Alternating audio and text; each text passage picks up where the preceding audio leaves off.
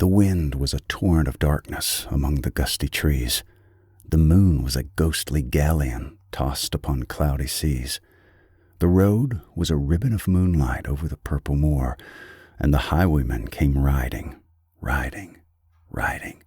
The highwayman came riding up to the old inn door.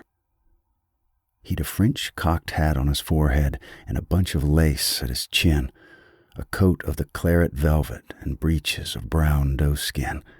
They fitted with never a wrinkle.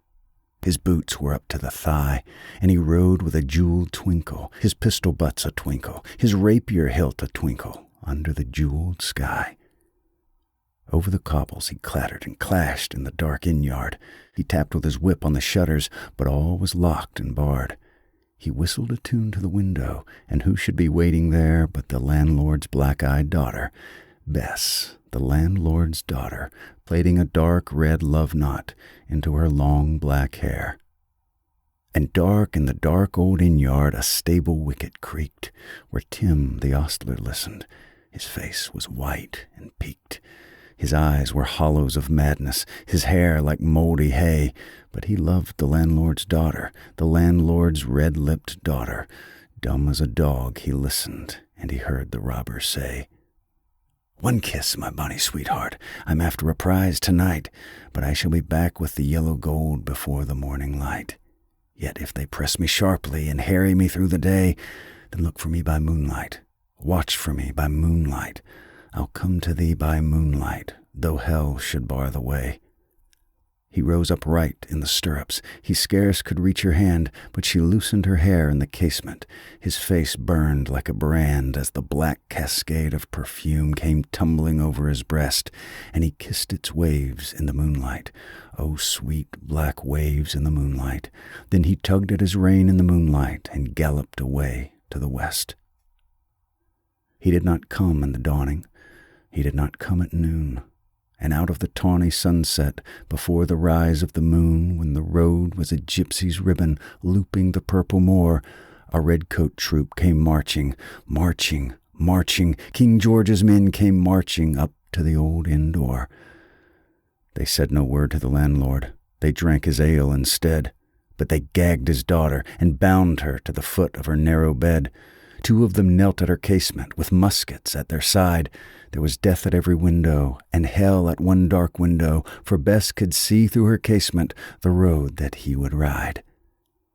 They had tied her up to attention with many a sniggering jest. They had bound a musket beside her with the muzzle 'neath her breast. "Now keep good watch," and they kissed her. She heard the doomed man say, "Look for me by moonlight. Watch for me by moonlight. I'll come to thee by moonlight, though hell should bar the way." She twisted her hands behind her, but all the knots held good. She writhed her hands till her fingers were wet with sweat or blood.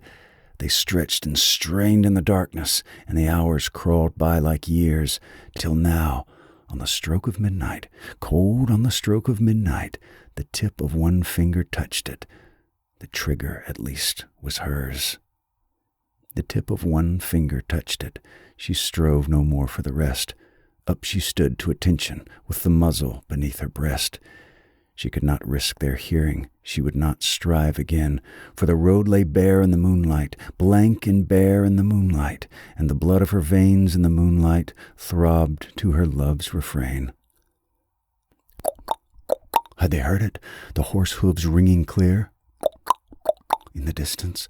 Were they deaf that they did not hear? Down the ribbon of moonlight, over the brow of the hill, the highwaymen came riding, riding, riding. The redcoats looked to their priming. She stood up straight and still. In the frosty silence, in the echoing night, nearer he came and nearer. Her face was like a light. Her eyes grew wide for a moment. She drew one last deep breath. Then her finger moved in the moonlight. Her musket shattered the moonlight, shattered her breast in the moonlight, and warned him with her death. He turned. He spurred to the west. He did not know who stood, bowed with her head o'er the musket, drenched with her own blood. Not till the dawn he heard it, and his face grew grey to hear how Bess, the landlord's daughter, the landlord's black-eyed daughter, had watched for her love in the moonlight and died in the darkness there. Back he spurred like a madman, shrieking a curse to the sky, with the white road smoking behind him and his rapier brandished high. Blood red were his spurs in the golden noon, wine red was his velvet coat, when they shot him down on the highway, down like a dog on the highway, and he lay in his blood on the highway, with a bunch of lace at his throat. And still of a winter's night, they say, when the wind is in the trees, when the moon is a ghastly galleon tossed upon cloudy seas, when the road is a ribbon of moonlight over the purple moor, a highwayman comes riding, riding, riding. A highwayman comes riding up to the old inn door.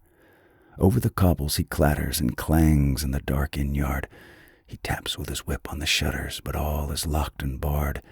He whistles a tune to the window, and who should be waiting there but the landlord's black-eyed daughter, Bess, the landlord's daughter, plaiting a dark red love knot into her long black